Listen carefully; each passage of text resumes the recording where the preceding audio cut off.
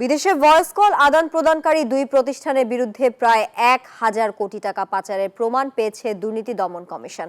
প্রতিষ্ঠান দুটির বিরুদ্ধে অভিযোগপত্র দেওয়া হচ্ছে। নিয়মিত ব্রিফিংয়ে এসব কথা জানান দুদক মহাপরিচালক। এদিকে মাগুরার সাবেক এমপি সাইফুজ্জামান শেখর ও তার স্ত্রীর বিদেশ যাত্রায় নিষেধাজ্ঞা দিয়েছেন আদালত।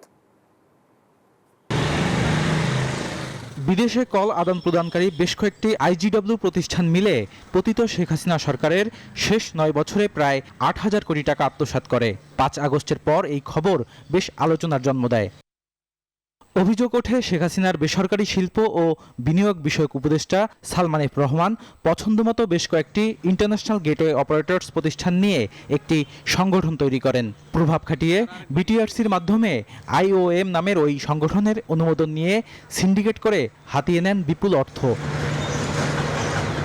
ঠিক এমনই একটি গেটওয়ে প্রতিষ্ঠান অ্যাপল গ্লোবাল টেলিকমিউনিকেশনসের বিরুদ্ধে ৪৬৩ কোটি টাকা পাচারের মামলায় অভিযোগপত্র দিতে যাচ্ছে দুদক। কবিউর রহমান খান ব্যবস্থাপনা পরিচালক, Mohiuddin Majumdar chairman, Apple global telecommunications limited হিসাবে দায়িত্বে থাকা অবস্থায় বাংলাদেশের স্বার্থ থাকা সত্ত্বেও প্রায় ৬,৭৮,৫২১ মার্কিন ডলার পাচার কিংবা মানি লন্ডারিং করা হয়েছে।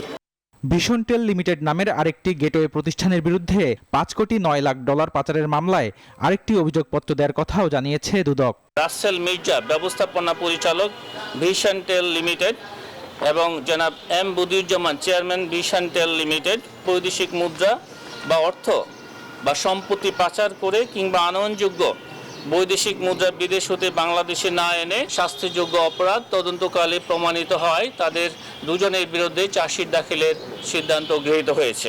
এদিকে সাবেক প্রধানমন্ত্রী শেখ হাসিনার এপিএস সাইফুজ্জামান শেখর ও তার স্ত্রীর বিদেশ যাত্রা নিষেধাজ্ঞা দিয়েছে আদালত। এছাড়া পুলিশের সাবেক ডিআইজি মোল্লা নজরুল ইসলামের প্রায় ২ কোটি টাকার স্থাবর সম্পদ জব্দ করেছে দুদক।